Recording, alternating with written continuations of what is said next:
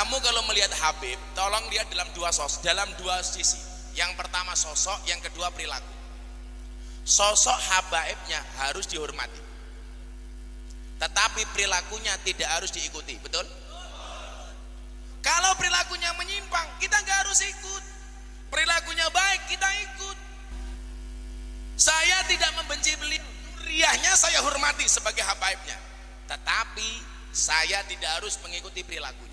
Karena dalam kitab taklim disebutkan al-hurmatu khairum minat ta'ah. Hormat itu harus lebih didahulukan daripada taat. Maka tolong dibedakan antara taat dengan hormat. Kita harus menghormati beliau-beliaunya, tetapi tidak harus mentaati beliau-beliaunya. Ada lagi yang bilang, ini nanti berarti kalau kemudian ada dipanggil polisi jadi tersangka, berarti tidak menghormati habaib. Yang dihukum itu perilakunya. Gara-gara perilakunya kriminal maka dihukum siapapun, termasuk kiai, termasuk habib, termasuk anggota DPR. Yang dihukum itu adalah kesalahan dan perilakunya. Jangan kemudian Anda mengatakan kriminalisasi ulama. Kalau ada ulama berbuat salah pidana dihukum sama polisi, itu bukan kriminalisasi ulama, tapi proses hukum terhadap ulama yang kriminal. Yang namanya kriminalisasi ulama itu siapa? Ngundang pengajian, kiainya nggak diamplopi, lah itu kriminalisasi. Sangel-angel. Assalamualaikum warahmatullahi wabarakatuh. Hamdan syukranillah, assalatu wassalamu ala rasulillah Sayyidi Maulana Muhammad ibni Abdillah, wala hawla wala quwata illa billah.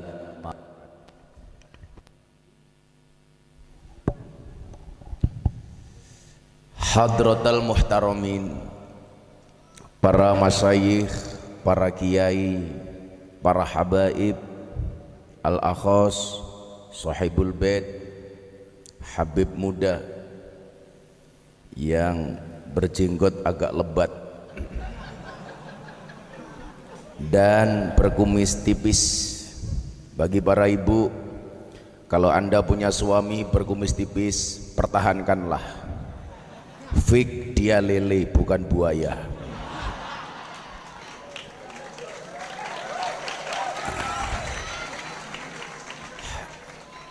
Habib Aqil bin Muhsin Alatas, Habib Ali dan seluruh kiai yang saya takzimi, para pejabat yang berkenan hadir dalam semua tingkatannya, termasuk TNI Polri yang akhir-akhir ini mendapatkan banyak fitnah. Mudah-mudahan Allah kuatkan TNI Polri. Sahabat-sahabat Ansor Banser yang saya banggakan, hadirin hadirat warga masyarakat yang dimuliakan Allah. Beli rawon keliru rica-rica, saya datang ke Cirebon dengan membawa cinta. Cinta yang berawal dari mata hanya akan berakhir dengan air mata. Tetapi cinta kita malam hari ini berawal dari hati, insya Allah sampai akhir tidak akan pernah mati. Kalau tadi Habib Aqil bilang anggap saya saudara, Pak Jokowi juga menganggap saya saudara, Bib. Jadi kalau Jokowi ketemu saya, dia langsung bilang, saudara siapa?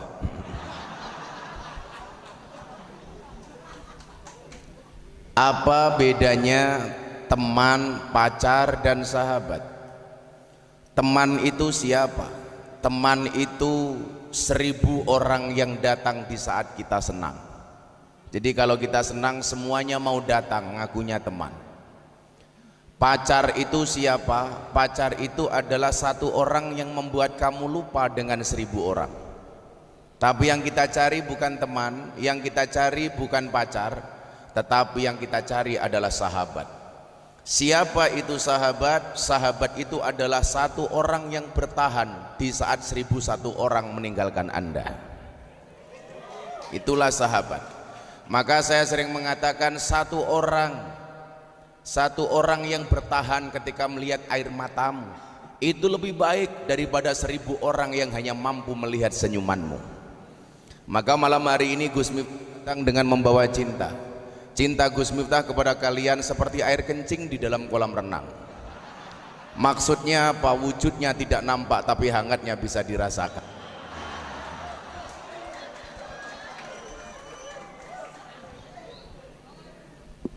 Ngomong soal cinta, kita mengenal istilah mahabbah.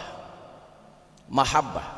Saya meyakini pertemuan malam hari ini walaupun cukup mendadak, di saat sekian banyak jadwal harus tercancel gara-gara protokoler Covid, saya meyakini semua warga insya Allah menerapkan 4M di dalam kehidupan sehari-hari, menggunakan masker, menjaga jarak, mencuci tangan, dan yang keempat mentaati protokol. Untung nggak pakai N.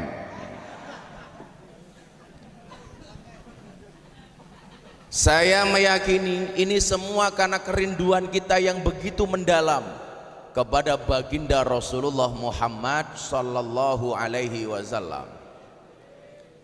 Sudah sekian lama gara-gara ujian Covid-19 kita jauh dari majelis, kita jauh dari mimbar-mimbar pengajian, dan kita dekat dengan kopi yang baru datang.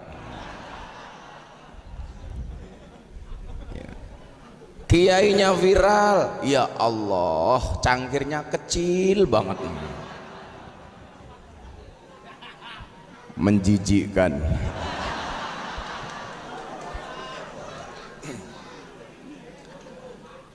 Maka di saat Covid kemudian melanda dunia, tidak hanya Indonesia, hampir semua negara terpapar dengan Covid-19, termasuk negara suci seperti kota Makkah dan Madinah.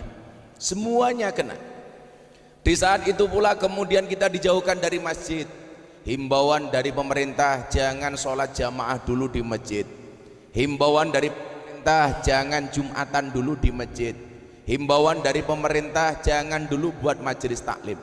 Dan senantiasa kita taat dengan hal-hal seperti itu. Tapi sebenarnya itu merupakan sindiran dari Allah secara langsung. Kenapa kemudian dengan Covid kita hari ini jauh dengan masjid? Karena selama ini sebelum ada Covid kita sudah terlalu lama meninggalkan masjid.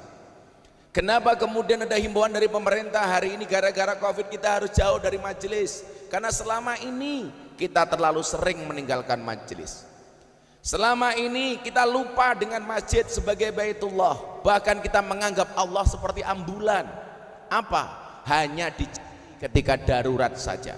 Kalau darurat ingat Allah, kalau enggak darurat lupa dengan Allah. Maka sebenarnya ini hari ini sindiran.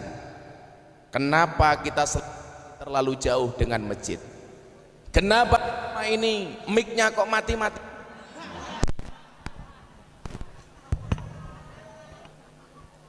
Ini bertanda bahwa sound systemnya belum dibayar.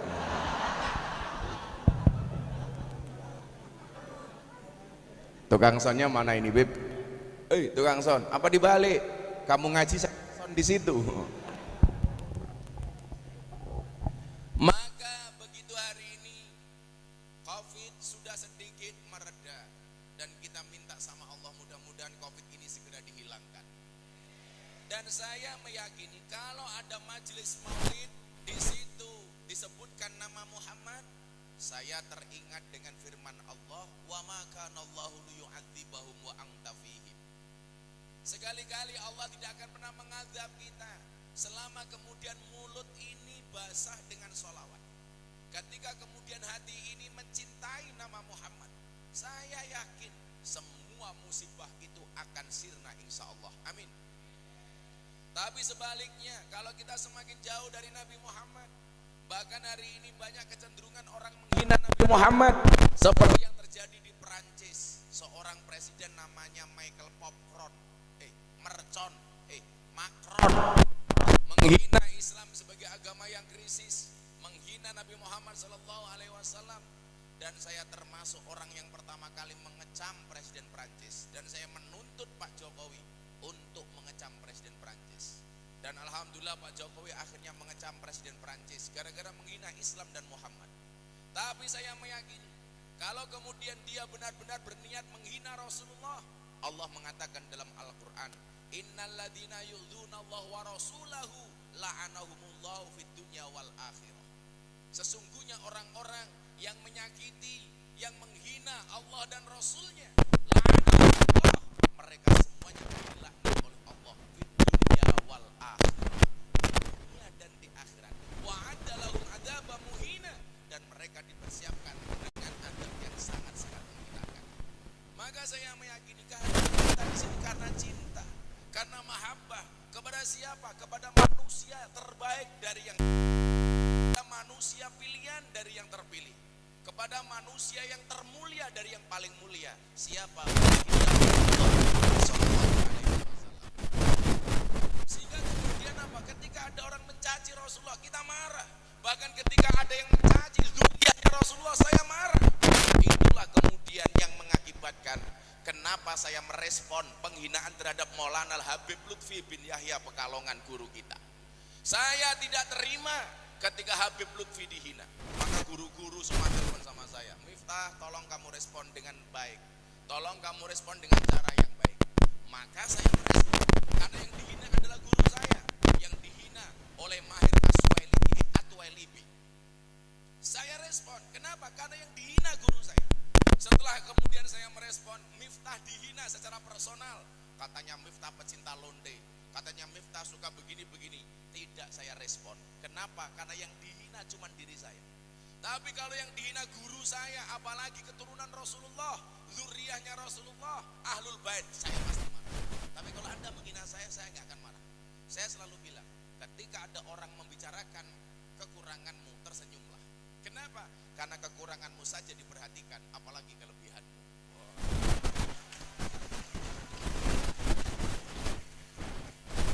Saya nggak akan marah ketika kemudian dikatakan Miftah pecinta londe, senang dengan londe. Ya, saya senang dengan londe. Kenapa? Bagaimana saya tidak senang dengan mereka? Mereka menyisakan meluangkan waktunya 2 jam untuk pengajian sama saya setiap bulan. Bagaimana saya tidak senang dengan mereka?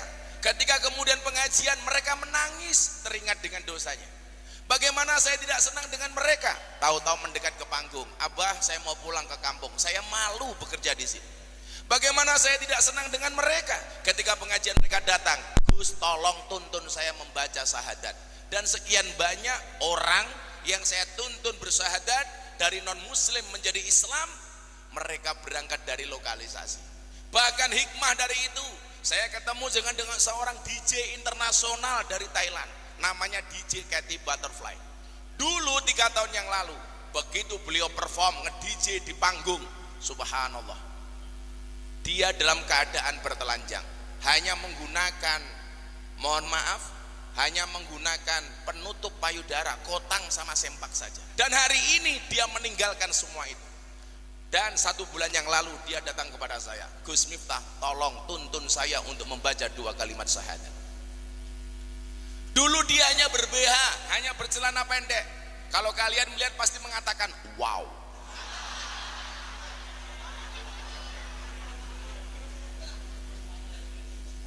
Cowok hari ini memang kurang ajar. Kalau lihat peluang cewek di luar, wow.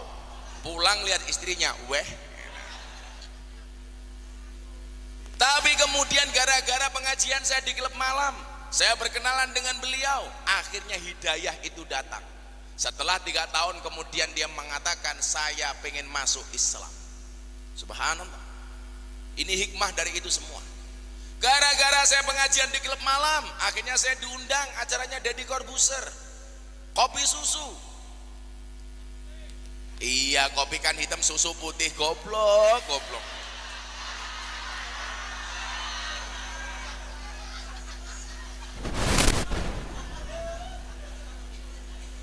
Sangel-angel.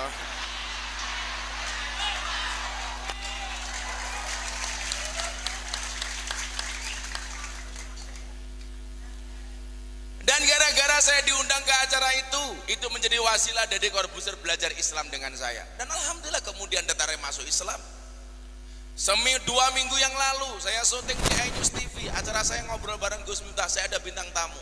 Dia bawa teman, seorang bule dari Islandia. beragama, dia tidak punya agama, ateis. Dia begitu ketemu saya, dia bilang, Anda siapa? Saya jawab, Ustadz, dia nggak paham.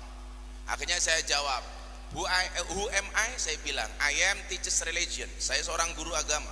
Kemudian saya tanya, what is your religion? Dia bilang, before I am Christian. Sebelum ini saya Kristen. And now I am atheist. Dan sekarang saya ateis. Ateis itu apa? Yang tidak percaya dengan Tuhan. Saya tanya, kenapa kamu menjadi ateis? Because God is nothing. Karena Tuhan itu tidak pernah ada. Religion is fiction. Agama itu fiksi. Coba, yang bisa dipercaya itu hanya sains, ilmu pengetahuan. Ketika kemudian saya jelaskan, ini loh keberadaan Tuhan, ini loh kenapa kemudian Islam mengajarkan untuk sholat 5 waktu, hanya dalam waktu just 10 menit, hanya 10 menit. Kemudian dia datang kepada saya, Sir, I want to be a muslimah. Saya pengen menjadi seorang muslimah. Kenal 10 menit, langsung dia jatuh cinta dengan Islam. Akhirnya saya tuntun mengumandangkan 2 kalimat syahadat. Dan ketika kemudian datang ke pondok saya tanya, kok Anda langsung menyatakan masuk Islam, kenapa? Saya melihat Anda sudah lama melalui Instagram, dan saya melihat your Islam is happy. Agama Anda itu menyenangkan. Agama, cara menyampaikan Anda terhadap Islam is relax, enjoy. Itulah yang kemudian melatar belakangi kenapa saya masuk Islam.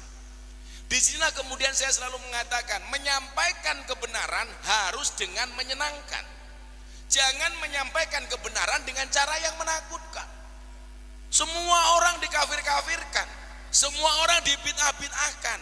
Itu jelas bahwa Anda mainnya kurang jauh, dolane kurang adoh, jelas tidurnya kurang malam, jelas temannya kurang banyak, dan yang paling jelas kopinya cangkirnya kecil.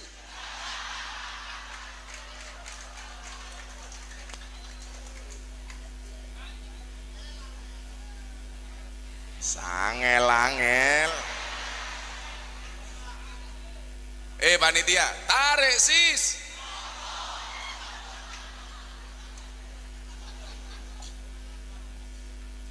Makanya menyampaikan kebaikan harus dengan cara yang menyenangkan. Coba Anda bayangkan, saya yakin yang datang ke sini dengan berbagai latar belakang masalah. Ada yang punya masalah keluarga, suami punya masalah istri galak, istri punya masalah suami miskin. Memang itulah ujiannya. Istri itu diuji oleh Allah dengan kemiskinan suaminya, sementara suami diuji oleh Allah dengan istri yang galak. Tapi saya selalu mengatakan, kalau Anda punya istri galak, insya Allah besok di akhirat siksamu akan dikurangi oleh Allah. Kenapa suami yang punya istri galak siksanya dikurangi oleh Allah di akhirat? Karena di dunia sudah sangat tersiksa.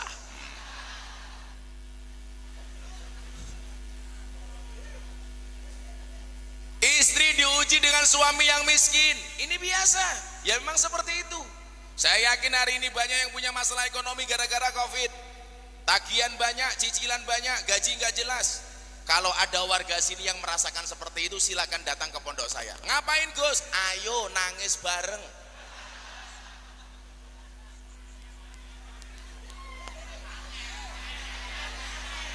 Angel.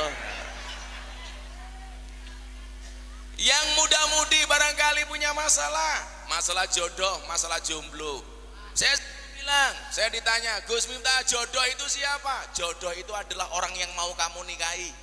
Karena secantik apapun kalau tidak mau kamu nikahi, berarti dia bukan jodohmu. Maka kalian santai saja, Allah menciptakan manusia berpasang-pasangan, betul? Dan itu artinya kalau kamu tidak punya pasangan, jelas kamu bukan manusia.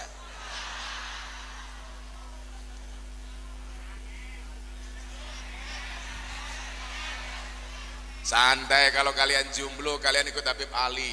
Ahli suwo. Wah. Ya Beb ya. Kayaknya mainan HP padahal HP-nya cross.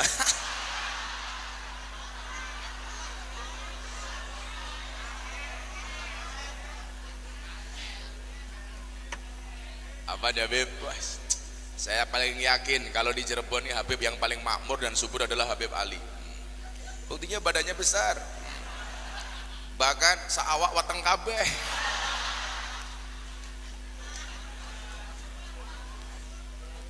Kalau Habib dibilang gemuk, maafi muskil Habib. Kalau kita dibilang dasar kue lemu, jawaban Bib, ra masalah, aku lemu mergo mangan sego daripada kue kuru gaweane mangan konco.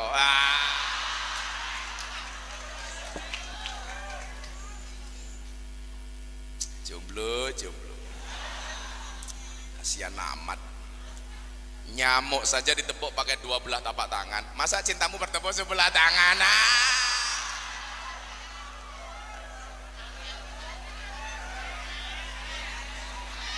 Ngelak.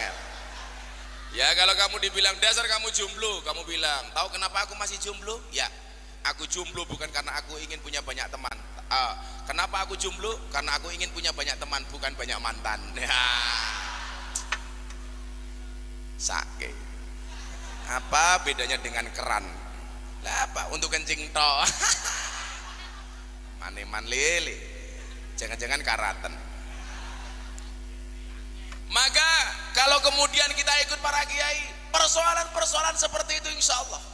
Apalagi kemudian kalau kita hadir karena Rasulullah, di situ kemudian kita mendengar satu burdah yang istimewa. Robbi fangfa'na bibarakatihim wahdinal husna bihurmatihim wa amitsna fi thoriqatihim wa mu'afatim minal fitan.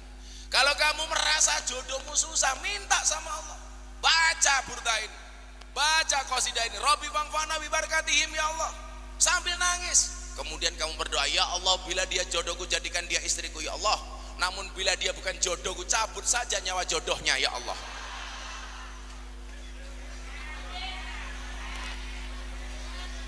Karena santri punya prinsip, kalah rupa menang dupo, kalah pangkat menang tirakat, kalah duit menang wirid, kalah kabeh mati wae.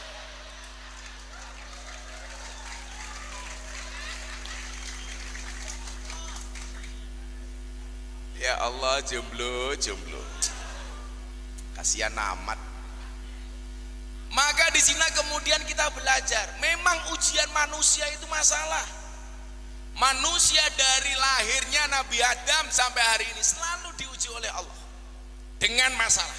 Maka saya selalu mengatakan, berbahagialah ketika hidupmu diselimuti masalah. Itu artinya kamu adalah manusia. Tapi kalau hidupmu diselimuti oleh wijen, jangan-jangan kamu onde-on. Tahu onde-onde, Beb? Tahu ya? Oh, enggak tahu onde-onde? Oh, wong Arab wijen. Onde-onde itu bahasa Cirebonnya apa, Beb Ali? Ya onde-onde. Kalau Habib besok ke pasar, cari onde-onde. Dan pesan Gus Miftah, onde-onde yang paling enak itu adalah yang wijennya ganjil. Ya.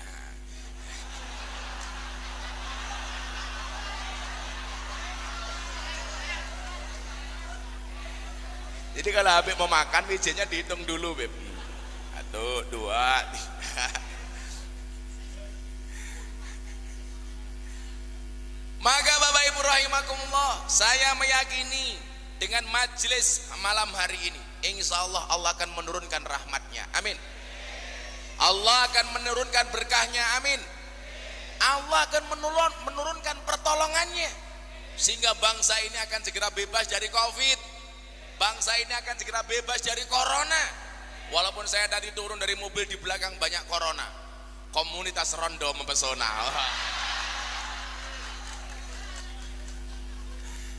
Di belakang itu kan janda-janda itu. Maka kalau para jomblo, kamu ditakdirkan nikah dengan para janda, berbahagialah. Kenapa? Karena janda itu minimal jujur, sudah tidak gadis lagi. Daripada kamu nikah dengan gadis tapi rasa janda.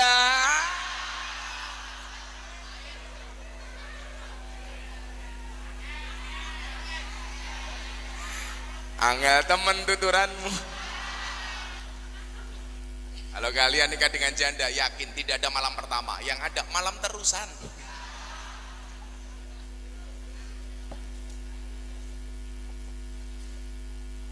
Maka malam hari ini kita bersama-sama belajar untuk mencintai Rasulullah. Man ahya sunnati faqad ahabani. Ciri orang yang mencintai Rasul itu siapa? Yang menghidupkan sunnahnya.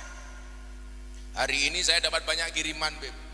Ada seorang yang menikah lagi, istri tuanya diajak ketika dia menikah dengan istri muda. Saya ditanya, Gus, apakah ini bagian dari sunnah Nabi? Saya begitu berat untuk menjawab pertanyaan ini. Jadi begini, memang ayatnya dalam surat An-Nisa ayat 3 jelas, fankihu matobalakum minan nisa. Nikahlah kamu dengan perempuan yang top, matobalakum top. Jadi kalau ada orang bilang nikah itu harus dengan janda tua, nenek-nenek tua, Anda salah. Kalau nenek tua sudah tidak top. Padahal perintahnya Al-Quran menikah dengan cewek yang top. Kalau janda tua itu juga top, tapi tua ompong peot.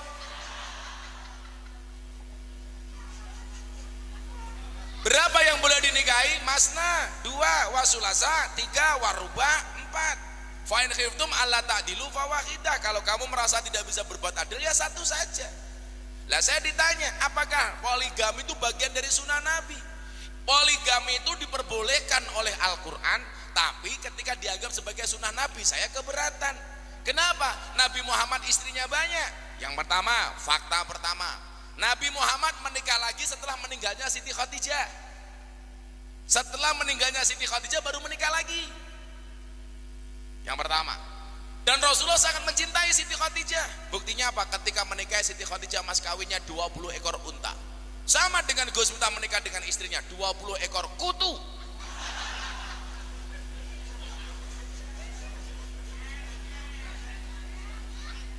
Cewek yang paling baik kata Rasulullah siapa? Cewek yang paling murah mas kawinnya. Tapi ini hadisnya cewek.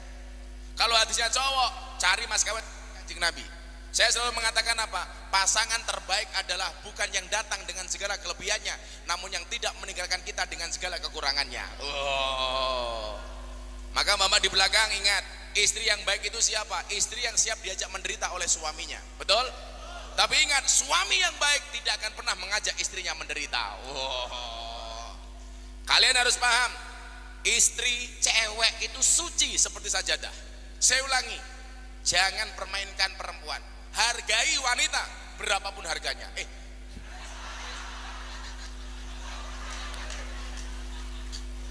Cewek itu suci seperti sajadah. Kenapa? Karena di atasnya lah laki-laki bisa beribadah. Oh.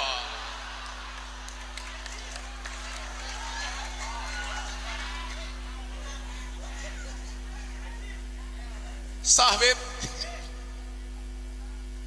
selalu ala Nabi Muhammad. Maka saya keberatan kalau dikatakan ini sunnah Nabi, saya ikut-ikutan sunnah Nabi. Kenapa Nabi Muhammad istrinya banyak? Karena setiap aktivitas Rasulullah harus direkam. Cara tidurnya, cara makannya, cara mandinya, bahkan cara berjinabahnya, semuanya butuh direkam. Yang kemudian ketika dicontoh oleh umat itu menjadi sunnah. Qauluhu wa af'aluhu wa takriruhu menjadi sunnah. Pertanyaan saya, kalau yang rekam cuma satu istri, nggak muat. Waktu dulu belum ada medsos, Kanjeng Nabi nggak pernah posting di Instagram. Saat itu belum ada Facebook. Beda dengan ibu-ibu di Ciledug, umur 60 tahun punya Facebook. Jam 10 malam suaminya belum pulang, posting status, aku kedinginan nih. Wah.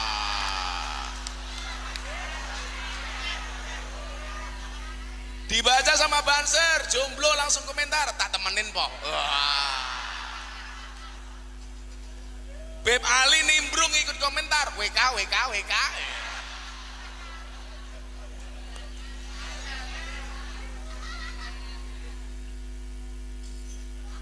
Begitu banyak aktivitasnya Rasulullah yang harus direkam. Maka butuh banyak orang yang merekam aktivitasnya Rasulullah. Siapa? Istri-istri Rasulullah. Karena mereka adalah orang-orang yang dekat dengan Rasulullah. Ini saya pikir alasan yang paling nalar dan paling logis. Karena Kanjeng Nabi bagaimana kemudian menggambarkan di bak mandi, beliau mandi dengan istrinya. Siapa yang bisa menceritakan ke khalayak ke kita kecuali istrinya? Bagaimana cara tidurnya Rasulullah ketika di kamar? Siapa yang bisa menceritakan kecuali para istrinya? Dan semuanya harus disampaikan kepada umat. Kalau istrinya cuma satu, nggak akan muat memorinya. Lah pertanyaan saya, kalau di Ciledug ada tukang becak, istrinya banyak, pertanyaan Gus Miftah, saya mau rekam apa nih?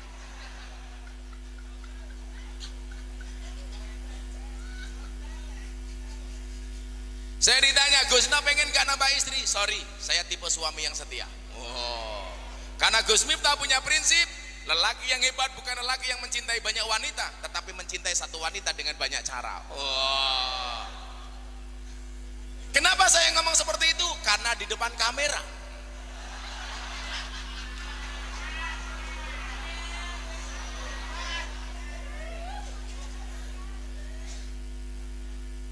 Maka saya kalau ditanya benar nggak ini sunnah Nabi, saya pikir enggak.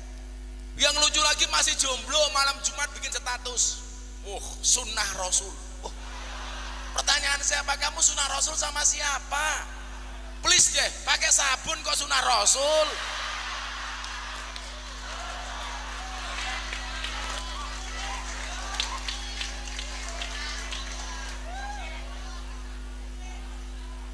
Itu namanya bukan sunnah Rasul.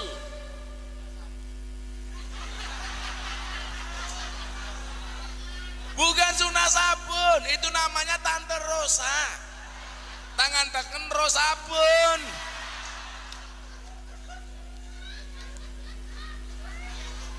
Malah nyanyi lagunya Gus Dur, Beb. Uripe ayem, rumangsa aman, dununge rasa, tandha yen iman, sabar narimo najan pas-pasan, randuwe bojo iso wosok, iso lamaran, malah iso sabunan. Sangel-angel.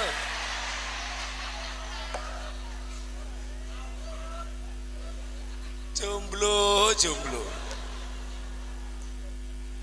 Maka malam hari ini kita akan belajar sunnah Rasul yang sederhana yang bisa kita contoh, supaya kita termasuk golongan man ahya sunnati faqad ahabani, yang menghidupkan sunnahku berarti dia mencintaiku. Wa man ahabani kana ma'i fil jannah, dan barang siapa yang mencintaiku maka dia akan bersamaku di dalam surga. Amin.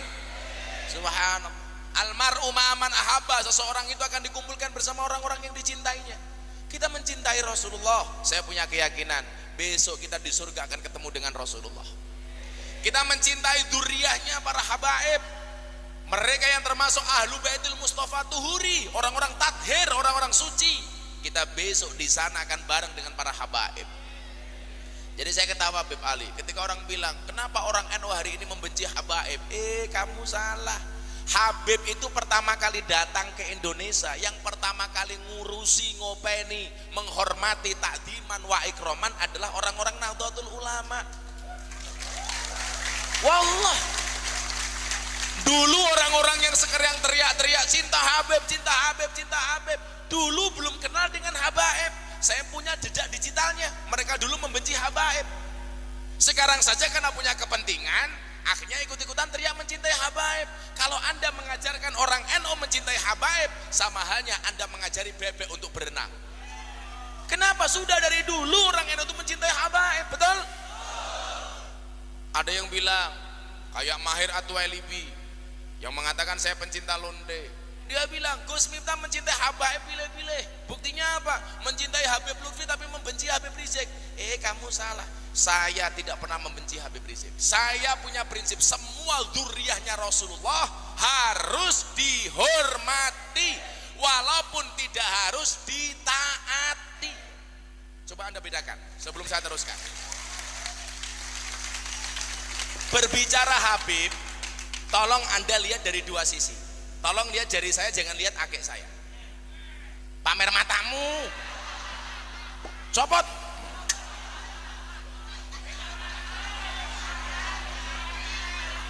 Malah mudah-mudahan ketinggalan. Pakai lagi. Pengajian kopinya cangkir kecil kehilangan akik. Kamu kalau melihat Habib, tolong lihat dalam dua sisi. Yang pertama sosok, yang kedua perilaku. Sosok habaibnya harus dihormati, tetapi perilakunya tidak harus diikuti, betul? Kalau perilakunya menyimpang, kita nggak harus ikut. Perilakunya baik, kita ikut. Kenapa Gus Miftah ngefans sama Habib Lutfi? Satu, beliau guru saya. Saya dianggap murid sama beliau. Yang kedua, istrinya Habib Lutfi, Mama Salmah, itu masih satu nasab dengan saya. Sama-sama keturunan ke-9 dari Mbah Muhammad Besari Ponorogo. Muhammad Besari bin Anom Besari bin Abdullah Mursad bin Raden Demang bin Pangeran Demang bin Ratu Jekulo bin Brawijaya Limo. Saya sama Mama Salmah sama-sama keturunan ke-9 dari Muhammad Besari yang makamnya ada di Ponorogo. Kenapa saya mencintai beliau? Beliau orang tua ideologi saya. Bagaimana beliau mengajarkan saya untuk mencintai merah putih, betul? Habib Lutfi mengajarkan kepada kita untuk mencintai NKRI. NKRI harga mati. Kalau janda hilang bisa dicari.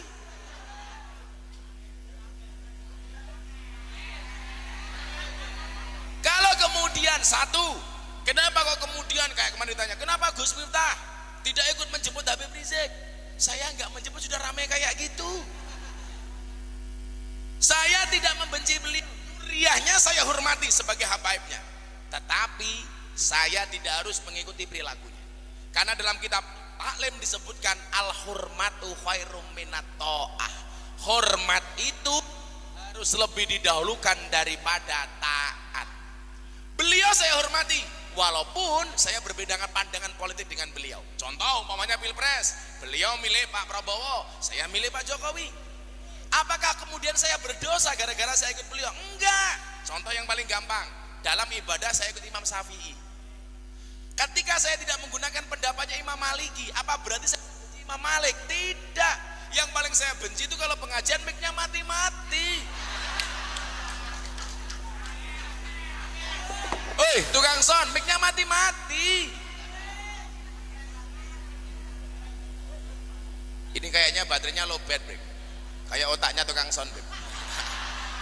Low bed. Ganti ini baterainya.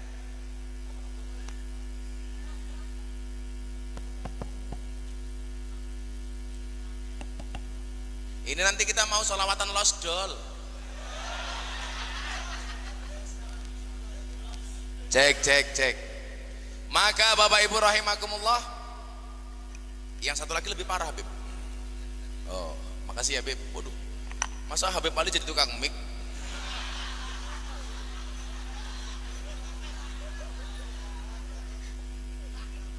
Jadi apa aja beliaunya ini mah. Kalau Habib Ali nggak akan marah dibilang tukang obat ya, Beb ya. Cek. Maka tolong dibedakan antara taat dengan hormat. Kita harus menghormati beliau-beliaunya, tetapi tidak harus mentaati beliau-beliaunya.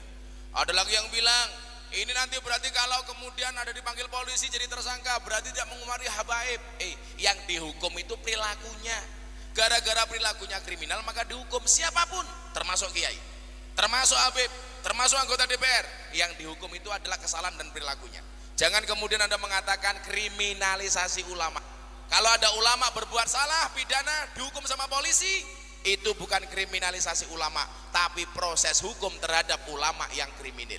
Yang namanya kriminalisasi ulama itu siapa? Ngundang pengajian, kiainya nggak diamplopi, lah itu kriminalisasi. Sangel-angel. Khalas, Beb. Cek. Sama bosoknya, Beb. Udah. Yuk, sebelum saya lanjutkan bagaimana kita mencintai Rasulullah, kita selawatan bareng-bareng supaya anak hadroh ini bisa bersolawat. Ayo. Besok saya masuk surga akan dikawal oleh anak-anak hadroh. Tapi yaitu di surga saya kelon sama bidadari, kamu hadrowan toh.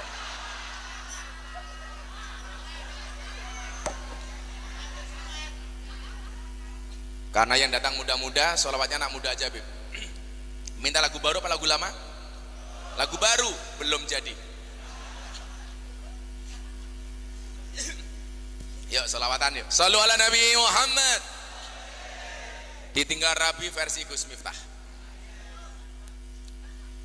Atiku rasane lorong,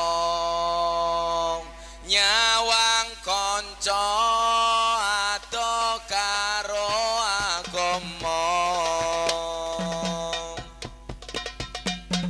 Renduwe tata krama, Qur'ane ra diwaca, salate yo ditinggalno.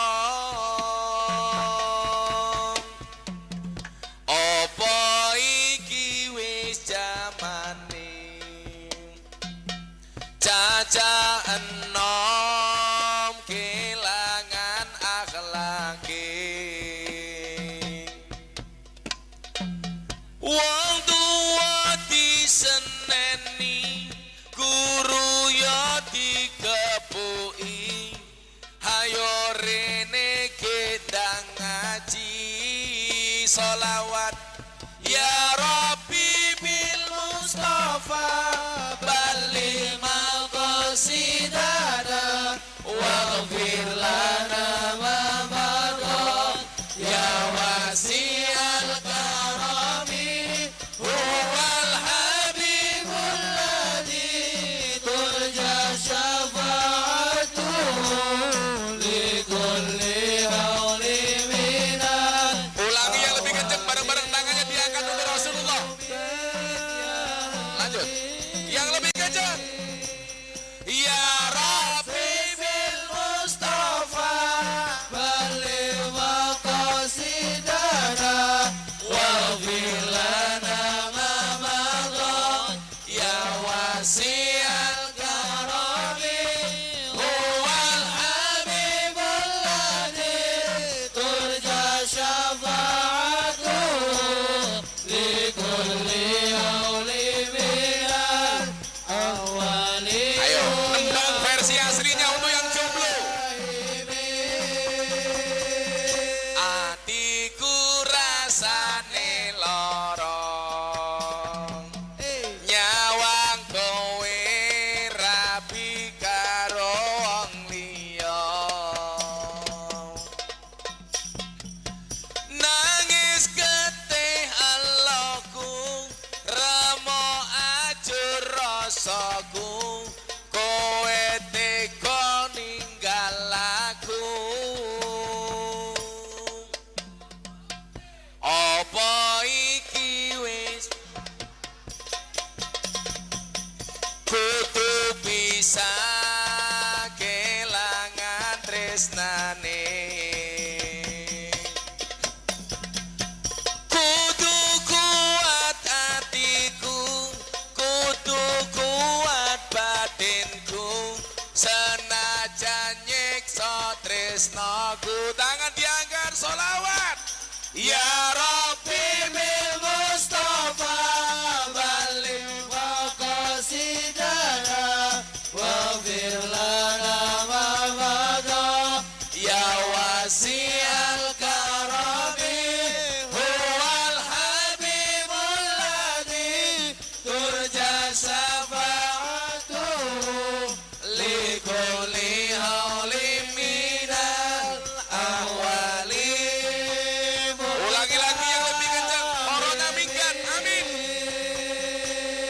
Ya Rabbi bil Mustafa balligh maqasidana waghfir lana ma madha ya wasi'al karami huwal habibul ladzi turja syafa'atuhu li kulli hauli minal awali. Hadronya berhenti, jamaah lebih kencang, minta sama Allah bareng-bareng, samanya Rasulullah. Ya Rabbi bil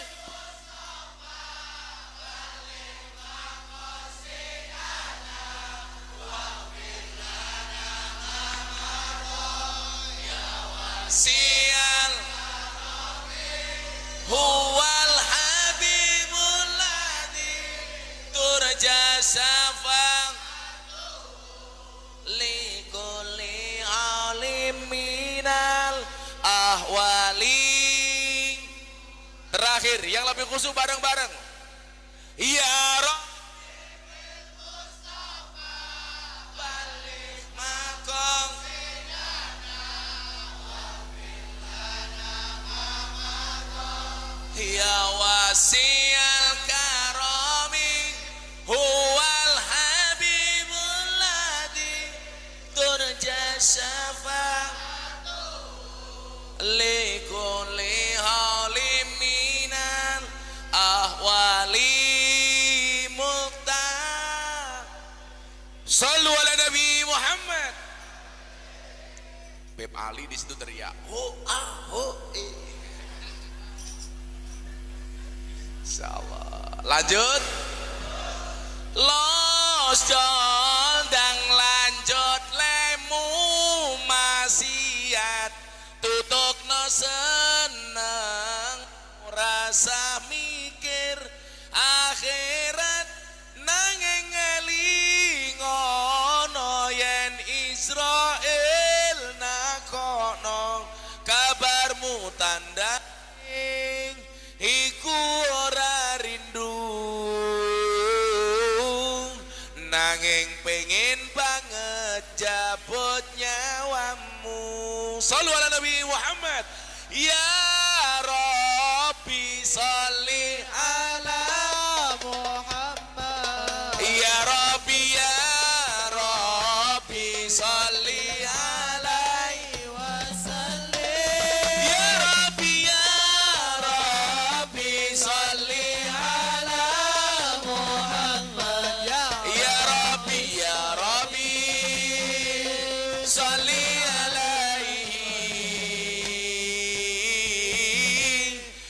Rabbi sholli alaihi wasallim. Ulangi yang lebih kenceng bareng-bareng.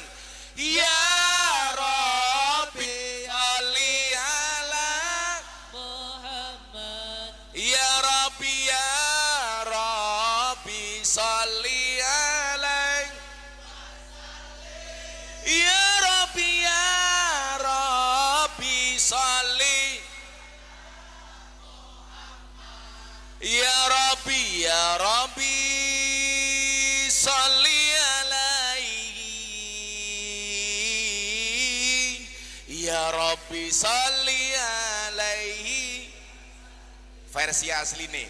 Los condang lanjut lehmu whatsappan. Yen ente tatukane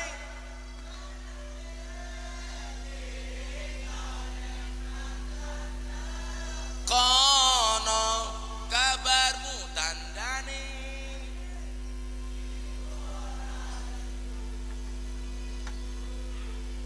Nanging pengen sholawat karo awamu. Ya Rabbi sholli ala Muhammad. Ya Rabbi sholli alaihi wasallim. Ya Rabbi sholli ala Muhammad. Ya Rabbi sholli alaihi. Ya Rabbi sholli alaihi wasallim. Sallu ala Nabi Muhammad. Lagu ini cah iki beda. Mien aku sebentar suwe-suwe mlumah nuruti kekarepanmu sak wayah-wayah. Biyen wis wanti-wanti aja mlebu mburi. Kalau janda beda ya. Di belakang banyak janda. Lagunya kelayung-layung. Ana tangis kelayung-layung tangisi rondo atine bingung. Nangis saben bengi turu dhewe rana sing ngancani. Ditumpaki arang-arang. Sing numpaki sapa? Beb Ali.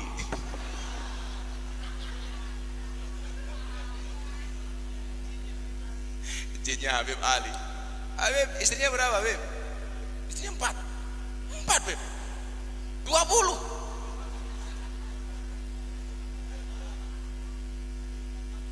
Habib Agil berapa Habib?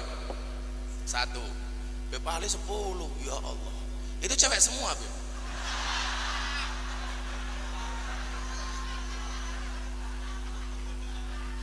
Ngeri sekali Habib. Ramuannya pakai apa Habib? Ramuan Madura Habib. Enggak perlu Beb ya. Yang asli aja Beb ya. Allah manungnya cilik enggak ya Beb.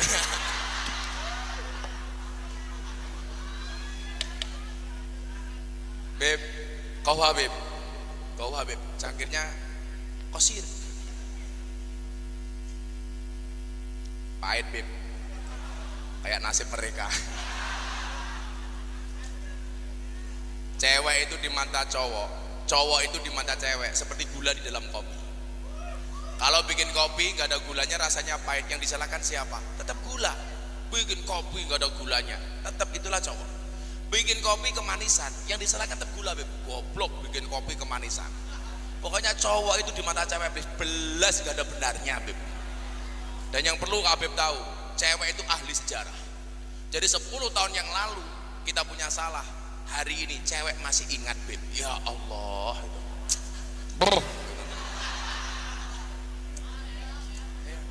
Kamu tahu bedanya cowok sama cewek? Cewek itu kalau menangis yang ditutup mulutnya, cowok kalau menangis yang ditutup matanya. Kenapa cewek kalau menangis ditutup mulutnya? Karena cewek tahu dosa berangkat dari mulut. Tapi kalau cewek Beb menangis yang ditutup matanya. Kenapa? Cowok sadar dosa cowok itu paling banyak dari mata. Coba keluar kota, lihat anak kecil yang anaknya di rumah. Tapi begitu lihat cewek cantik lupa dengan istrinya di rumah. Begitu pulang lihat anaknya di luar rumah, celananya melorot, dibenerin. Begitu masuk kamar lihat istrinya celananya bener, dipelorotin.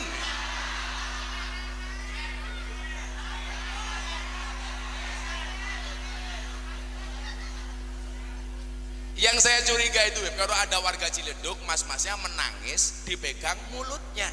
Jangan-jangan dia casingnya cowok, isinya cewek. Biasanya namanya Laura, lanang ora wedo ora. Kalau di Jogja namanya Sucipto. Sunila. Cek. Cek. Mohon bersabar, ini adalah ujian. Sangelah. Maka malam hari ini kita akan belajar bagaimana mencintai Rasulullah Sallallahu Alaihi Wasallam, walaupun dari hal-hal kecil. Termasuk salah satunya adalah mencintai dzurriyyahnya Rasulullah. Karena saya pernah membaca begini, la yuhibbuna ahlul bait illa mu'minun taqi. Tidaklah mencintai kami para ahlul bait kecuali orang-orang yang beriman dan bertakwa. Wala yabghaduna ahlul bait illa munafiqun syaqi. Dan tidaklah membenci ahlul bait kecuali orang-orang munafik yang pegang mic.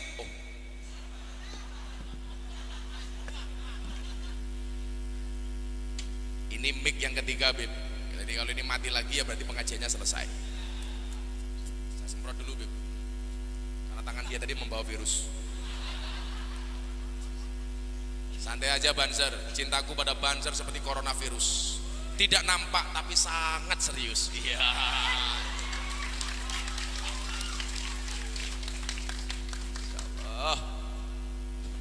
Lanang matamu, lanang karo lanang keprimen ya. Lanang karo lanang.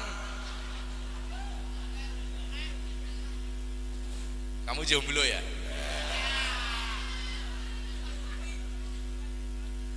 Aku Madrid, kamu Barcelona. Aku sudah married, kok kamu masih berkelana?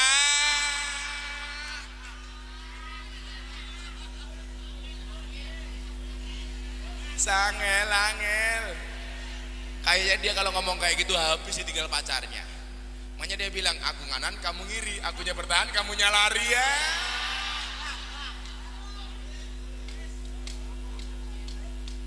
Anda tahu manusia itu memiliki berapa sendi?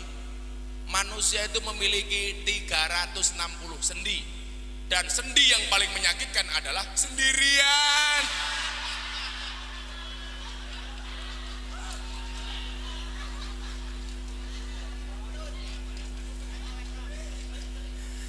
Langsung OTW status WA. Saya ulangi, la yuhibbuna ahlul bait illa mu'minun taqi. Tidaklah mencintai para ahli bait kecuali mereka orang yang beriman dan bertakwa. Wala yabghaduna ahlul bait illa munafiqun syaqi. Sebaliknya, tidaklah membenci para ahlul bait kecuali mereka orang munafik dan orang durhaka. Maka enggak ada ceritanya kita membenci dzurriyyahnya Rasulullah, enggak ada ceritanya. Kita semuanya mencintai Habib Ali. Walaupun saya ngiri dengan beliau, saya 1 dia 10. Oh, dua Beb ya. Kalau saya ini Beb, kelasnya hanya seperti tikus. Keluar masuk lubangnya cuma 1.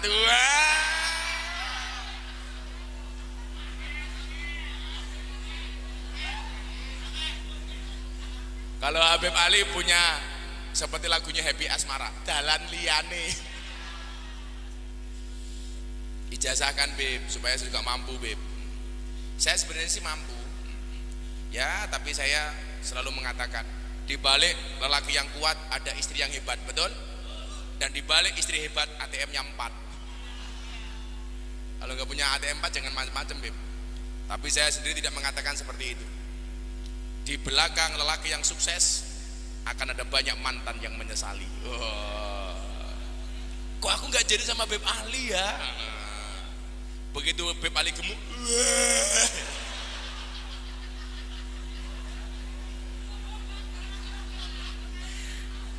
seneng betul malam hari ini saya ketemu Beb Ali. Beb, Muah.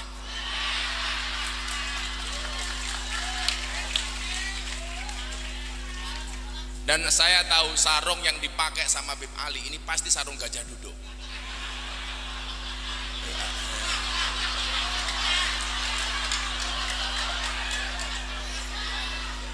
Karena sarung gajah duduk itu sarung yang paling jujur. Coba kalau kita bilang kopi kapal api, ini bohong. Dibuka kapalnya nggak ada apinya.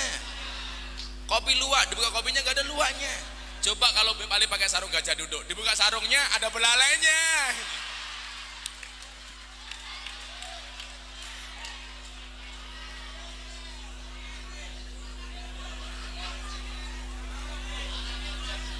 Angel. Beb, saya itu pernah bertanya Beb sama pengelola kebun binatang yang ngurusi gajah. Gajah itu kalau sedang bercinta dengan pasangannya nggak pernah dilihat oleh orang. Karena kila wakola katanya, karena gajah itu badannya besar, mohon maaf kelaminnya kecil. Maka kalau dia dilihat orang dia malu. Lah, jadi kesimpulannya orang itu kalau badannya besar berarti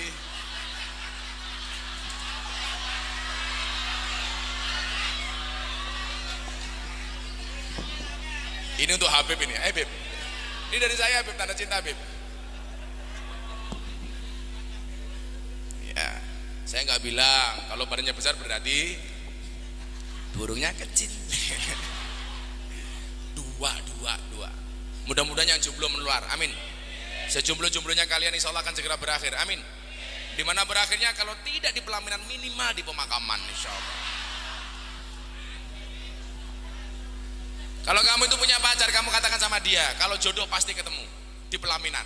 Sebagai apa? Sebagai tamu. Shallu ala Nabi Muhammad. Maka malam hari ini kita mencintainya minimal dari para dzurriyyahnya, dari ahli warisnya, dari para turun-turunannya. Kenapa? Kita memandang wajah habaib saja, subhanallah, begitu indah. Bagaimana ketika kita memandang Rasulullah Muhammad sallallahu alaihi wasallam yang dikatakan sebagai apa? Khairal bariyah nadroh ilaiha. Wajah yang paling enak dipandang adalah wajahnya Rasulullah.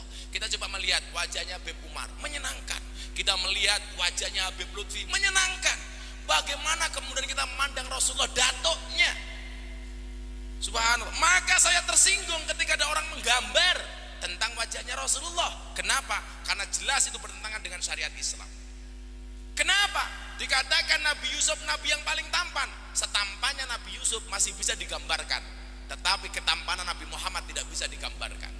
Maka kalau ada orang menggambar Rasulullah, berarti dia menghina Islam. Nabi Yusuf ketampanannya tidak ada separuhnya dari Rasulullah Muhammad SAW. Makanya nggak bisa digambarkan. Makanya hari ini kalau ada orang membuat karikaturnya Kanjeng Nabi, ya saya marah. Kenapa? Karena berarti dia menghina Rasulullah. Anda boleh menghina saya, tapi Anda tidak boleh menghina Rasulullah. Ketika engkau menghina saya tidak akan tersinggung. Tetapi ketika engkau menghina Rasulullah, saya pasti akan tersinggung. Makanya ketika Habib Lutfi dihina seperti itu di Twitter, saya marah. Walaupun kemudian dijawab, itu gara-gara ada orang mancing-mancing. Saya soal menggunakan serban di atas kepala. Pertanyaan saya, kenapa yang kamu posting gambarnya Habib Lutfi? Cukup gambarku yang kau hinakan, jangan kau hinakan Habib Lutfi. Karena beliau satu, Presiden Jatman. Sedunia presidennya Habib Lutfi, satu. Yang kedua, Sekjen Ulama Salaf sedunia Habib Lutfi. Ulama tasawuf sedunia Habib Lutfi. Yang ketiga, posisi beliau sebagai One Team Press, Dewan Pertimbangan Presiden. Kalau Anda menghina berarti menghina bangsa Indonesia. Kalau Anda menghina Habib Lutfi berarti menghina kami para jamaahnya, betul? Makanya saya marah. Setelah itu kemudian diserang saya nggak akan marah. Saya langsung diserbu 9.000 komentar di kolom komentar Instagram saya. Banyak yang menghujat saya. Apakah saya marah? Enggak. Kenapa? Karena komentarnya tidak pernah saya baca.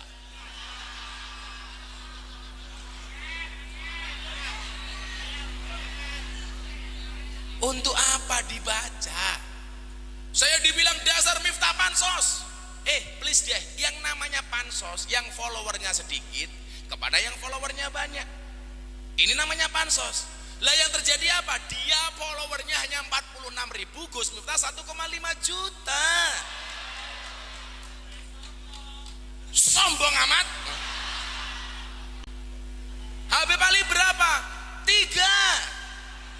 Siapa yang memfollow? Istri-istrinya. Beb punya Instagram, Beb? Habib paling gak punya Instagram kayaknya ini. Punya, Beb? Harus punya, Beb. Habib milenial harus punya Instagram, Beb. Begitu Habib Ali punya Instagram, wow, langsung di follow sama yang helwah.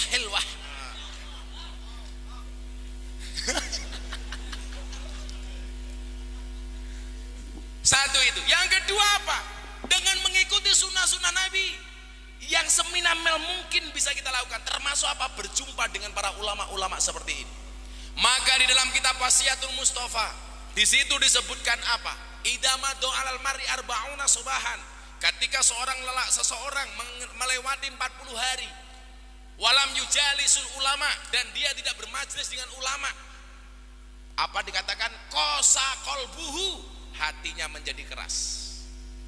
40 hari kita tidak berjumpa dengan ulama, tidak menghadiri majelis ulama, maka dikatakan kosa kolbu, hatinya menjadi keras. Tidak hanya itu apa? Wajah saro alal kabair, dan dia berpotensi melakukan dosa-dosa besar. Kenapa? Li'annal ilma hayatul qalbi, karena ilmu itu adalah merupakan jiwa dari hati. Artinya apa? Kalau ilmu ini tidak bertambah bahkan sampai 40 hari, berarti hati kita menjadi hati yang kosong, bahkan mungkin menjadi hati yang maut, hati yang mati. Dan hati yang mati adalah musibah. Kenapa? Karena hati yang selamat itu apa? Yauma la yanfa'u malun wala banun illa man atallah biqalbin salim. Yang akan mampu menghadap Allah itu siapa? Yang mempunyai hati yang selamat. Coba kamu galau gara-gara ditinggal sama pacarmu, kamu nangis. Apakah kita nggak lebih galau ketika hati ini jauh dari Allah? Apakah kita seharusnya nggak lebih galau ketika hati ini jauh dari Rasulullah? Harusnya kita malu dengan sebuah pohon korma yang ada di zaman Nabi. Tadinya Nabi Muhammad SAW berkhutbah senantiasa berpegang kepada pohon korma ini. Gara-gara umat semakin banyak, para sahabat membuat mimbar untuk Rasulullah berjarak 7 meter dari pohon korma. Ketika Rasulullah berkhutbah di atas mimbar, ada suara anak kecil menangis terseduh-seduh. Semuanya mencari siapa yang menangis gerangan. Akhirnya Rasulullah melihat yang menangis itu adalah pohon korma. Ketika ditanya, wahai pohon korma, kenapa engkau menangis? Hari ini saya bersedih, wahai Rasulullah. Hari ini saya andilau antara dilema dan galau. Saya gegana, gelisah, galau, merana. Kenapa? Karena engkau berpindah ke lain hati, wahai Rasulullah. Biasanya engkau khutbah dengan bersandarkan kepada aku, dan hari ini engkau berpindah kepada mimbar itu.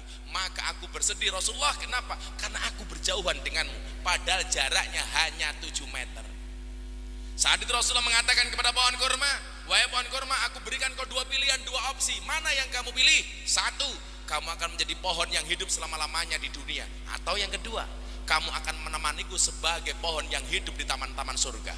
Maka kurma menjawab, wahai Rasul, aku ingin menemanimu di taman-taman surga bersamamu. Maka dia mati, tapi akan menemani Rasulullah di surga. Coba Anda bayangkan, hanya 7 meter pohon kurma jauh dari Rasulullah. Dia menangis. Hari ini kelakuan kita jauh dari Rasulullah, hati kita gak pernah menangis. Hari ini kelakuan kita jauh 180 derajat dari Rasulullah, tapi kita membangga-banggakan diri sebagai umatnya Rasulullah. Rasulullah tidak pernah mencela orang, mulut ini senantiasa mencela orang, kita masih bangga mengaku sebagai umatnya Rasulullah. Lucunya lagi apa? Ketika kita difitnah, ketika kita dibenci oleh orang lain, kita mengatakan dengan gampangnya, gak masalah saya dibenci. Kenapa? Karena Nabi Muhammad pun juga dibenci. Please deh, ini perumpamaan yang salah. Kalau Nabi Muhammad dibenci, jelas Muhammad benar, yang membenci salah. Yang memusuhi Rasulullah pasti salah, Nabi Muhammad pasti benar. Tapi kalau kita yang dibenci, bisa jadi musuh kita benar, kita yang salah, atau sebaliknya kita yang benar, musuh kita yang salah. Jadi kalau Anda kemudian dibenci sama orang dan Anda mengatakan gak apa-apa saya dibenci sama orang karena Rasulullah juga dibenci, salah. Itu perbandingannya baina sama wasumur sat, terlalu jauh, Pak. Ketika kita dihasut sama orang, gak apa-apa Rasulullah juga dihasut. Yang menghasut Rasulullah pasti orang salah, sementara Rasulullah pasti benar. Sementara kalau kita dihasut, bisa jadi kita benar, bisa jadi kita salah. Maka kejauhan seperti ini kenapa kita tidak pernah merasakannya? Kenapa kemudian kita membangga-banggakan diri sebagai umatnya Nabi, sementara kelakuan kita tidak seperti Nabi? Nabi Muhammad tidak pernah mengajarkan mencela orang ketika bermajelis. hari ini mulut senantiasa mencela. Saya selalu mengatakan begini, Mam Miftah bukan manusia yang sempurna. Saya sering mencela orang, saya sering membenci orang. Bagian dari kesalahan saya dan saya mengakui itu. Maka ketika saya dibully, saya dibenci, saya dicaci, sebagai introspeksi saya bahwa saya juga salah. Saya salah. Saya suka menyindir, iya. Makanya saya ketika disindir saya diam. Kenapa? Barangkali ini balasan Allah kepada saya. Maka tidak ada hari ini umatnya Rasulullah membenci siapapun. Saya nggak ingin kalian membanding-bandingkan para habaib. Semua habaib punya maziyah masing-masing. Mereka harus kalian hormati walaupun tidak harus kalian taati. Sama halnya ketika kalian tidak boleh membanding-bandingkan para kiai. Kenapa? Karena kiai punya kelebihan masing-masing. Saya mampu melakukan satu hal dan saya tidak mampu melakukan hal yang lain. Demikian juga para kiai.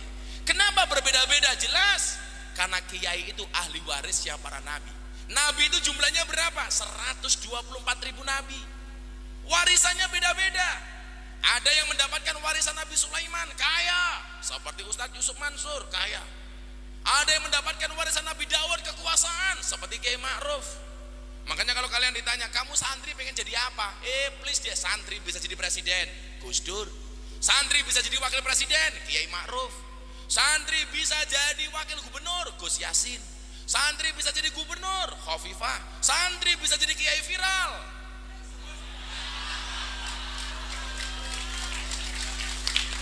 Terima kasih. Santri bisa istrinya banyak.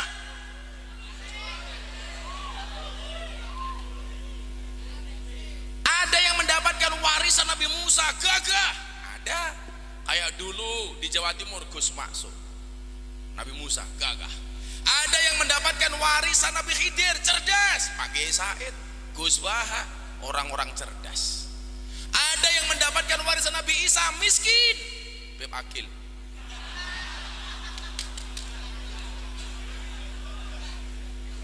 Beda-beda.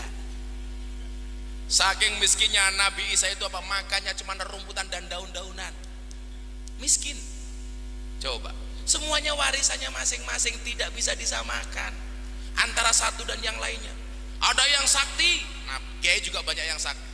Ada yang dapat warisan umpamanya kekayaan dan kerajaan, dia menjadi pejabat, dia menjadi pengusaha. Banyak kiai-kiai seperti itu. Tapi yang jelas juga ada kiai mendapatkan warisan Nabi Yusuf, ganteng. Siapa? Terima kasih. Makanya gak bisa dibanding-bandingkan. Aku paling gak suka ketika kalian mengatakan aku suka dengan kiai ini, gak suka dengan kiai itu. Anda siapa membandingkan kiai? Saya suka dengan Habib ini, gak suka dengan Habib itu. Gak boleh. Habib Ali kita cintai, Habib Akil kita cintai, semuanya kita cintai walaupun kita berbeda pendapat dengannya. Nomor 2. Yang ketiga, kita ikuti sunnah-sunnah Rasul yang kira-kira bisa kita lakukan. Jangan terlalu jauh akhlak kita dengan Rasulullah. Ketika kemudian saya marah, gara-gara apa? Ada jamaah saya memposting di WA story-nya gambarnya Julia Perez ketika seksi. Saya marah sama dia. Kamu ini ngawur. Kenapa, Bah? Julia Perez sudah meninggal dunia. Barangkali dia sudah diampuni oleh Allah dengan pahala amalnya. Barangkali dia sudah diampuni oleh Allah dengan tahajudnya yang kita tidak pernah tahu. Barangkali dia diampuni dan mendapatkan rahmatnya Allah gara-gara sedekahnya. Kok kita masih bermaksiat dengan fotonya? Lebih celaka lagi umpamanya kalian masih berfantasi dengan orang mati. Goblok. Saya ditanya bagaimana pendapat Gus Nah tentang Nikita Mirzani. Emangnya kenapa? Itu kan video-videonya banyak yang mengandung pornografi. Loh, saya nggak pernah tahu. Kenapa? Karena saya nggak pernah lihat. Kalau kamu mengatakan pornografi berarti kamu penikmatnya. Ya salah sendiri, kamu lihat. Kalau saya nggak pernah lihat, yang saya lihat sisi kebaikannya. Satu hari saya melihat televisi ketika dia tanya, Mbak Nikita, anakmu di mana? Anak saya di pondok pesantren. Ketika dia ditanya, kenapa anak kamu di pondok pesantren? Karena memang saya rusak, tapi saya nggak mau anak saya ikut-ikutan rusak. Kenapa yang kita lihat tidak di sisi positifnya? Selalu saja ketika kita melihat ahli maksiat mengatakan dia ahli maksiat. Hei, adik-adikku, anak-anakku, saudaraku di Ciledug, kalian ingatlah, ketika kamu duduk dengan ahli maksiat, jangan pernah bicarakan masa lalunya, tapi temani dia untuk merangkai kehidupannya yang lebih indah, untuk menata masa depannya yang lebih indah. Jangan pernah kamu bicarakan masa lalunya, tapi kamu temani dia untuk menceritakan kehidupan depan yang lebih baik. Harusnya seperti itu. Kita itu sering menjadi hakim bagi kesalahan orang lain dan menjadi pengacara bagi kesalahan kita sendiri. Kalau ada orang salah kita hakimi, tetapi kalau kita salah kita membela diri. Kenapa kemudian saya begitu sabar menemani para ahli maksiat yang berada di lokalisasi? Karena saya meyakini orang baik dan orang buruk itu bedanya tipis. Sebaik-baiknya orang pernah berbuat buruk, betul? Dan seburuk-buruknya orang pernah berbuat baik. Orang baik punya masa lalu dan orang jelek pasti punya masa depan. Saya katakan kepada mereka, katakan kepada kalian, ketika di malam hari kamu melihat ahli maksiat, apa kata Sayyidina Ali? Ketika kamu ketemu keesokan harinya, jangan katakan dia ahli maksiat. Kenapa? Karena barangkali malam itu dia sudah bertobat sementara mata kamu tidak melihat. Ini kata Sayyidina Ali. Maka kenapa kemudian saya bersabar dengan mereka walaupun saya dibully? Bahkan yang mengatakan pengajian Gus Miftah di lokalisasi dan dunia malam itu memalukan. Kenapa? Pengajian kok sama ahli maksiat dengan aurat yang terbuka, itu memalukan. Saya jawab, mohon maaf, kalau pengajian saya dianggap memalukan, lebih memalukan mana ketika Anda melihat kemaksiatan diam tanpa memberikan solusi apapun kepada mereka. Bagi orang yang mengatakan Gus Miftah ngaji di lokalisasi cari popularitas, saya jawab, tahun 2015 saya banyak undangan televisi, semuanya saya tolak. Gak ada satupun yang saya mau. 2015, 5-6 tahun yang lalu, anak-anak saya di lokalisasi bertanya begini, Abah kenapa gak diterima? Kita juga pengen melihat Abah di televisi. Waktu itu jawaban saya apa? Mohon maaf, Allah menciptakan Miftah tidak untuk menjadi orang terkenal, tapi untuk mengenalkan Allah kepada mereka yang belum kenal. Saya bawa masuk Allah kepada mereka. Kenapa? Ketika saya berdoa, ya Allah ya Rabb, ini hamba-hambamu yang berada di lokalisasi ini ya Allah, yang berada di tempat ini ya Allah, hari ini mereka bermaksiat, hari ini mereka membuka aurat, hari ini mereka berzina, hari ini mereka minum mabuk ya Allah. Tapi saya meyakini ya Allah, di dalam hati mereka masih mencintaimu ya Allah, di dalam hati mereka ada nurmu ya Allah. Jangan pernah tinggalkan mereka ya Allah, masukkanlah hidayahmu ke dalam hati mereka ya Allah. Begitu kita berdoa Kiai, semuanya nangis. Ya Allah ampuni mereka ya Allah, karena mereka yang datang ke sini barangkali karena tanggungan ekonomi di keluarganya ya Allah, karena mereka pengen membahagiakan bapak ibunya, karena mereka ditinggalkan oleh suaminya, karena mereka pengen membuat anak-anaknya bahagia. Begitu saya berdoa mereka menangis. Dan kalian tahu, begitu mbak-mbak di lokalisasi menangis, Gus Miftah ikut-ikutan menangis. Kenapa Gus Miftah menangis? Apakah karena ingat dosa? Enggak, saya gengsi. PSK saja nangis, masa saya tidak?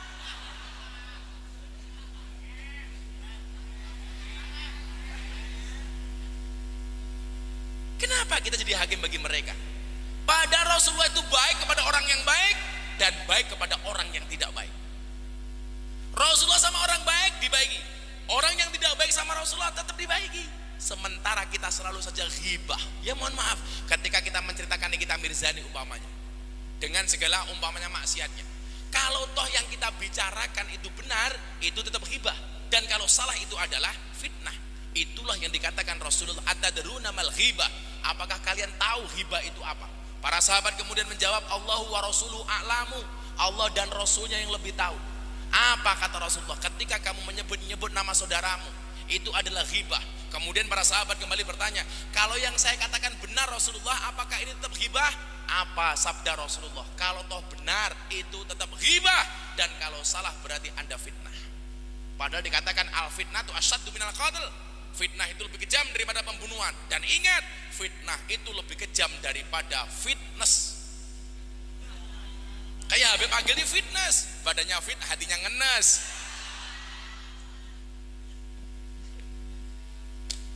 Maka anak-anakku sekalian, yuk le, barangkali kamu tidak bisa seperti saya untuk masuk ke lokalisasi.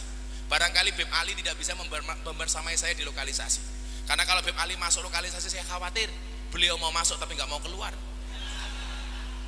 Maka Beb Ali cukup mendoakan Gus Miftah, Beb Agil cukup mendoakan Gus Miftah. Wa ta'awanu 'alal birri wat taqwa wa la ta'awanu 'alal ismi wal 'udwan. Harusnya apa? Caci makimu tidak akan pernah merubah mereka. Tetapi ketika engkau ikhlas mendoakan mereka, doamu bisa menjadi wasilah hidayah untuk mereka. Kalian doakan mereka ya Allah, untuk teman-teman saya di lokalisasi sana ya Allah. Al-Fatihah. Manfaat. Apakah pengajian Gus Miftah ada manfaatnya? Ada. Ini mau diangkat dalam sebuah film layar lebar.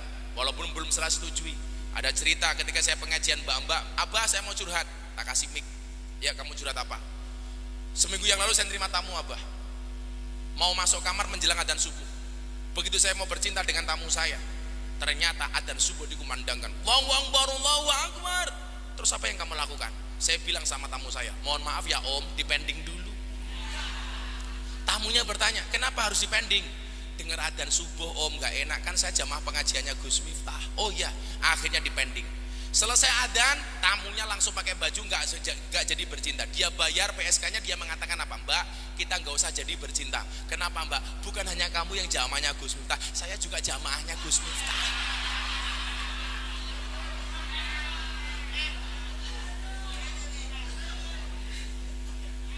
Ya.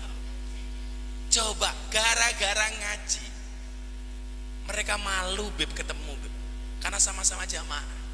Pada dasarnya orang itu malu berbuat kemaksiatan. Maka ketika Rasulullah bertanya, ditanya, ya Rasulullah, mahwal ismu, wahai Nabi, dosa itu apa? Apa jawaban Rasulullah? Al ismu mahaka fi sadrika wa karita ayatoli alaihin nas. Dosa itu adalah satu perbuatan yang ketika kamu lakukan hatimu merasa tidak nyaman dan kamu khawatir dilihat oleh orang.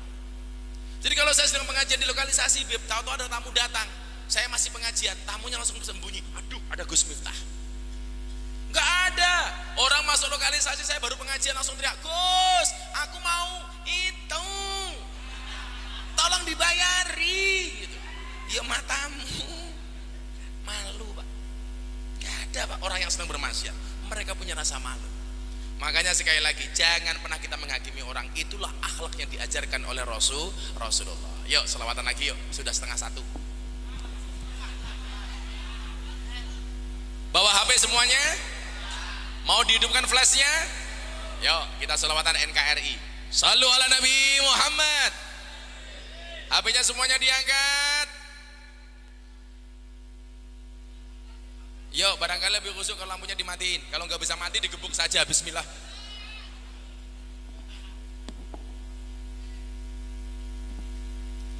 Itu di situ ada musik. Itu musik itu. Itu musik apa beb?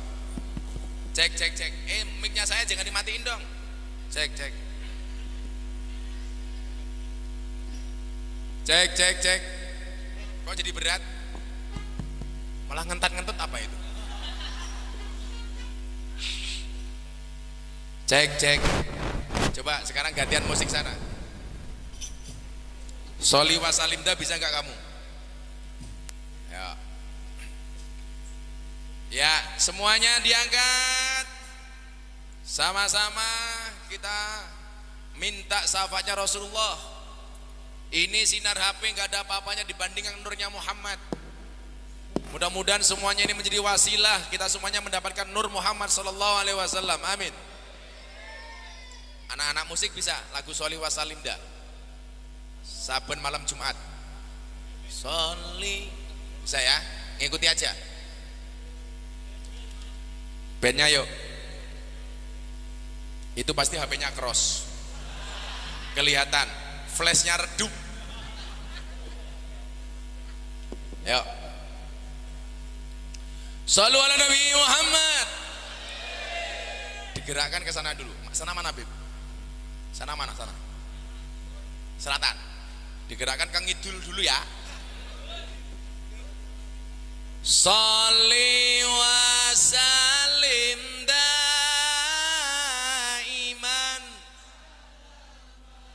Kurang keras. Sholli wa salim daiman.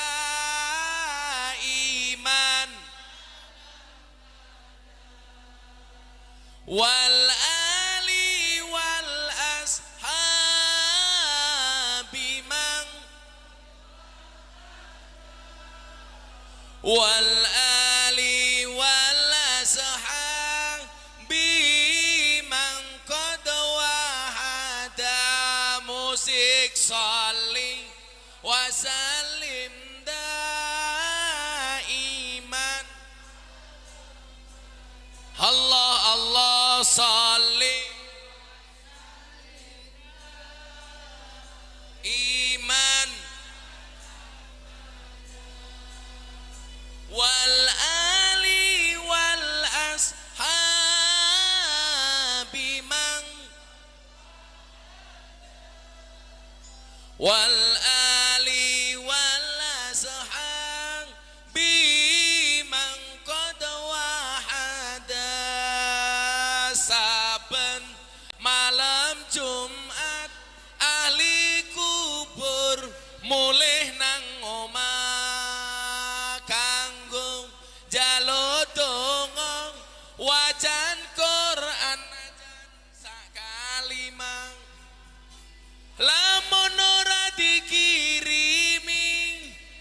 banjur bali brebes mili bali nang kuburan mangku tangan tetangisan salih wa sallim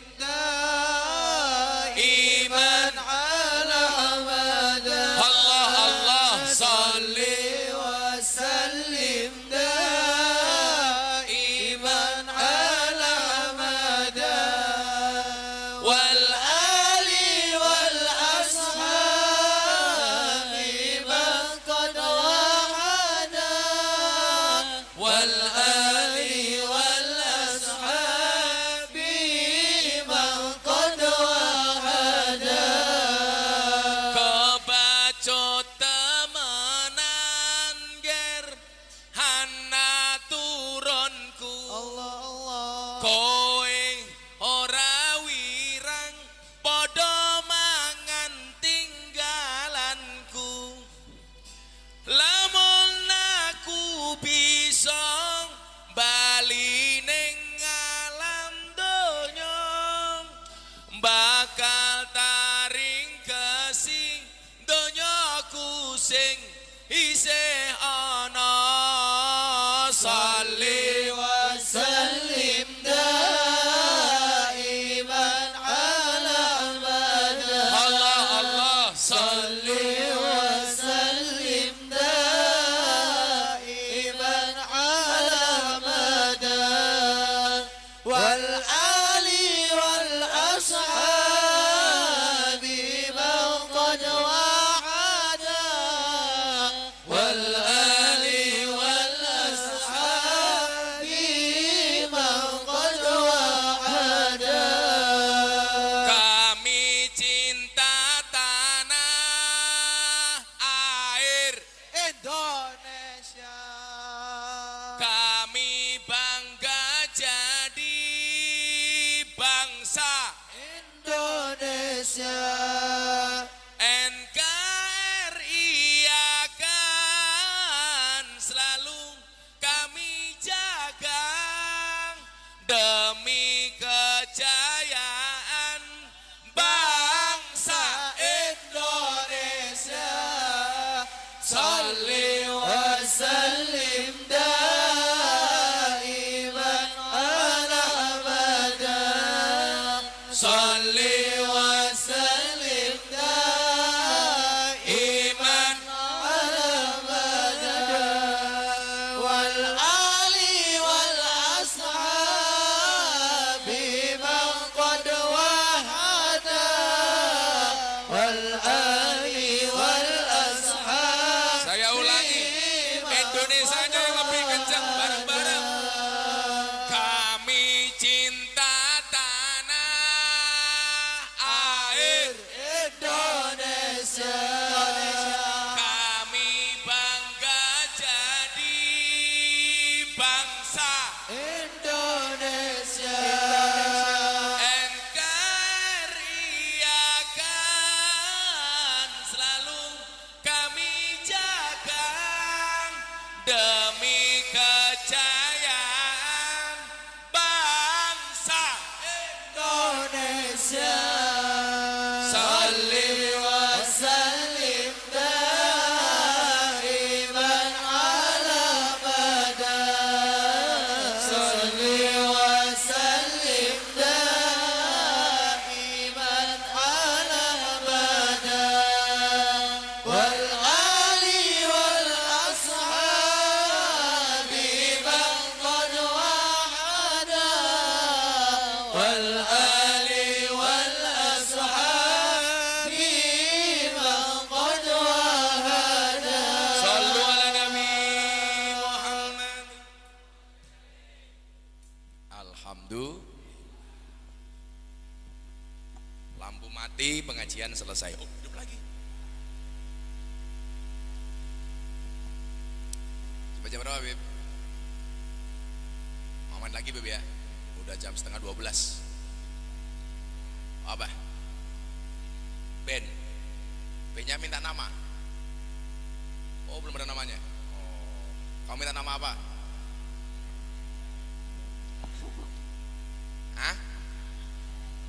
minta nama ngomong sendiri, goblok.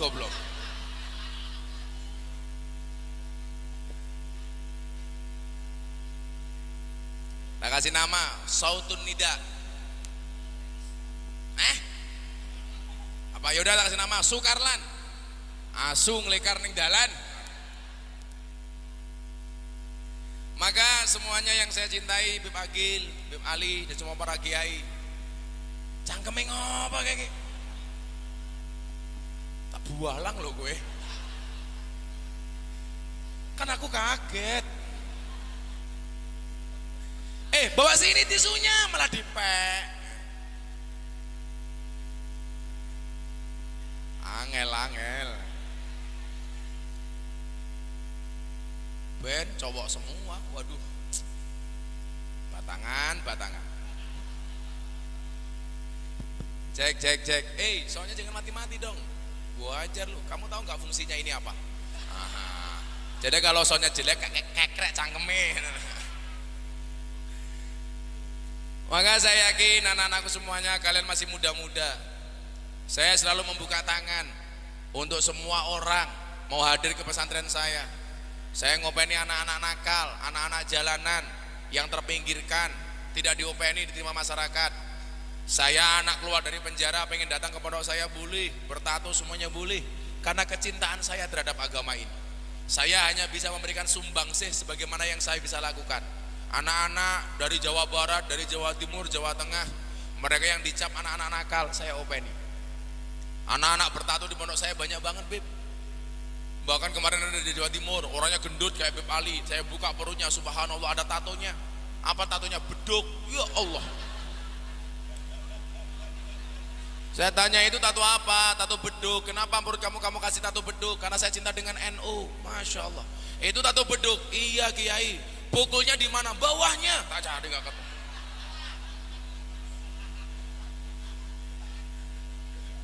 Saya banyak anak-anak yang telinganya ditindih di sini. Ada pakai mur, ada pakai knalpot. Semua mereka berak untuk kenal dengan Allah. Demikian juga anak-anak saya malam hari ini. Kalau memang kalian pengen ngaji, nggak ada tempat yang mau kalian menerima kalian. Ya kalian mau ngaji nggak punya biaya, silahkan ngaji di pondok. Tempat saya semuanya gratis, makan minum gratis, semuanya di pondok saya gratiskan. Karena prinsip saya sama dengan Bib Agil, bahwa kemudian saya meyakini man aslaha akhiratahu fa aslahallahu dunyahu. Barang siapa membaikkan akhiratnya, maka Allah akan membaikkan dunianya. Yakinlah. Makanya kalian masih muda-muda yang barangkali punya keinginan untuk belajar agama, yuk alaikum bimujalasatil ulama. Untuk lebih sering ketemu dengan para kiai dan ulama, insya Allah bangsa ini akan menjadi bangsa yang luar biasa. Amin Allahumma amin. Saya harus berangkat ke Jakarta karena saya besok ada syuting acara saya di Trans 7 sama di iNews. Saya mohon maaf Habib, saya sangat terkesan dengan acara malam hari ini, dan insya Allah ini bukan acara terakhir bagi kita. Amin. Kalian tahu kenapa move on itu berat? Ya, move on itu berat. Kenapa? Karena dari SD sampai kuliah yang dipelajari hanya mengingat, bukan melupakan. Iya. Maka saya yakin malam hari ini saya akan susah move on dari acara ini.